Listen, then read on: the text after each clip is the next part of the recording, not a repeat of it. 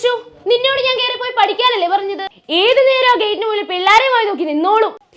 ഈ ഗേറ്റ് വിട്ട് പുറത്തു പോയി കളിക്കാന്ന് നീ വിചാരിക്കണ്ട, ഞാൻ സമ്മതിക്കത്തില്ല. കഴിഞ്ഞ പരീക്ഷയ്ക്ക് കൊട്ടക്കണക്കിന് മാർക്കല്ലേ വാങ്ങിച്ചോണ്ട് വന്നേർക്കണേ. കൂട്ടിനൊരു പട്ടിയും, ആ പട്ടിയും കാണഴിഞ്ഞു വല്ലവരെയും പോയി കടിച്ചാ പിന്നെ പട്ടിയും കാണത്തില്ല. എന്നെ കൊണ്ടൊന്നും പറയിപ്പിക്കരുത്. ഹേ മനുഷ്യ, നിങ്ങൾക്ക് റേഷൻ കട തുറക്കാൻ സമയമായില്ലേ? ഏത് നേരം ഈ പത്രവും വായിച്ചിരുന്നോളും. അപ്പനും കണക്കാ, മോനും കണക്കാ.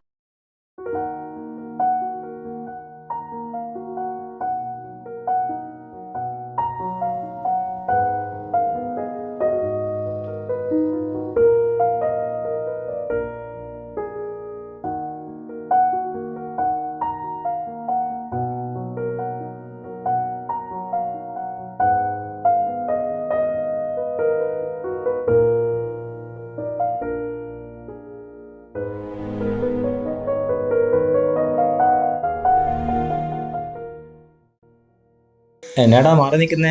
കളിക്കുന്നില്ലേ? അമ്മ കളിക്കാൻ വിടില്ല. ഓഹോ, അപ്പൊ നീയും വീട്ടുകാരങ്ങലാണല്ലേ? ആഹാ, നിനക്കുണ്ടോ ചങ്ങല?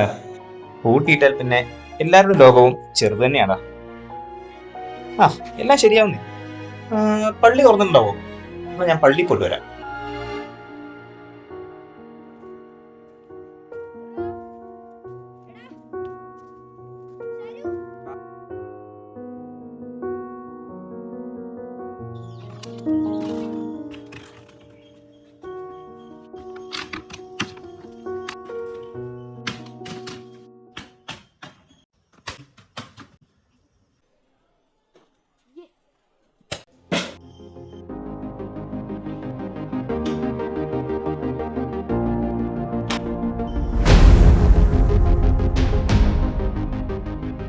അപ്പാ,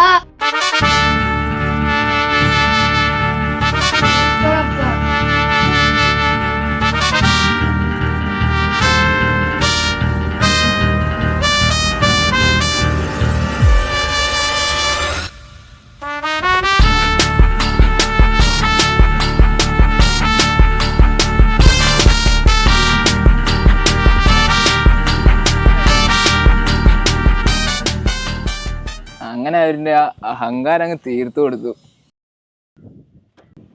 അങ്ങനെ കാത്തിരുന്ന് മുത്തേ നിന്നെ എന്നെ കൈ കിട്ടി. അതിന് നീ എന്തിനാ പിടിക്കണേ? നീ ബോൾ പറക്കാൻ നിന്നല്ലേ? ഇങ്ങനെ തന്നടാ. പിന്നെ ബോളിന്റെ ബാക്കിൽ അങ്ങോട്ടും ഇങ്ങോട്ടും ഓടിയിട്ട് കാര്യമില്ല, വല്ലപ്പോഴും കാലുകൊണ്ടൊക്കെ തൊടണം. കളിച്ചവന് കൊടുക്കും നീ. അത് പിന്നെ എനിക്ക് പല്ലുവേദന ആയിരുന്നു, അതുകൊണ്ട്. പിന്നെ നീ പല്ലോണ്ടല്ലേ കളിക്കണേ? എടാ നീ ഇത് വെച്ചോ, നീയായി നമ്മളെ ജയിപ്പിച്ചേ. നിനക്ക് എന്താ സന്തോഷമില്ലാത്തേ? എടാ വീട്ടിൽ ഭയങ്കര പ്രശ്നമാടാ. നിനക്കറിയാലോ ഫുട്ബോൾ എൻ്റെ ജീവനാണെന്ന്. പക്ഷെ അപ്പ സമ്മതിക്കുന്നില്ല. റേഷൻ കട നോക്കി നടത്താൻ അപ്പം പറയുന്നു. ഞാനെന്ത് ചെയ്യാനാ? റേഷൻ കട മുതലാളി, കട തുറക്കാറായില്ലേ? ഒന്ന് പോടി. വിഷമായോടാ നിനക്ക്? ചേച്ചി ചുമ്മാ പറഞ്ഞല്ലേ, വിഷമിക്കല്ലേ. കൂട്ടുകാർ പറഞ്ഞല്ലോ നീ ആ ബെസ്റ്റ് പ്ലെയർന്ന്. ട്രോഫി ഒക്കെ ഉണ്ടല്ലോ. എനിക്കറിയാം ഫുട്ബോൾ നിന്റെ ജീവനാന്ന്. എന്നാ കളിയിലെ താരത്തിന് ചേച്ചിയുടെ വക ഒരു കുഞ്ഞു സമ്മാനം. ഇഷ്ടപ്പെട്ട? നിന്റെ എല്ലാ സ്വപ്നങ്ങളും നടക്കും, ദൈവം നടത്തി തരും.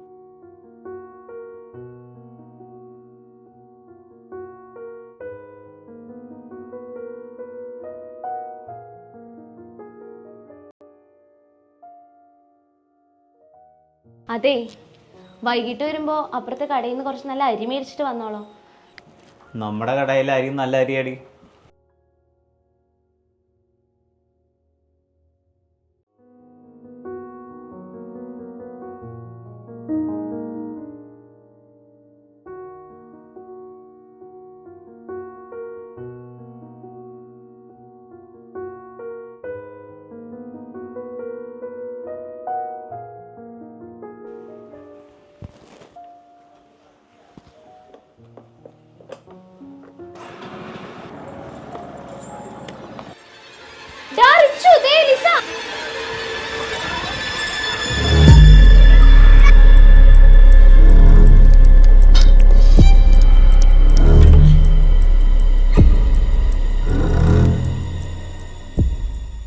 എടാ, പട്ടി കടിക്കാൻ വന്നതല്ല, കളിക്കാൻ വന്നതാ.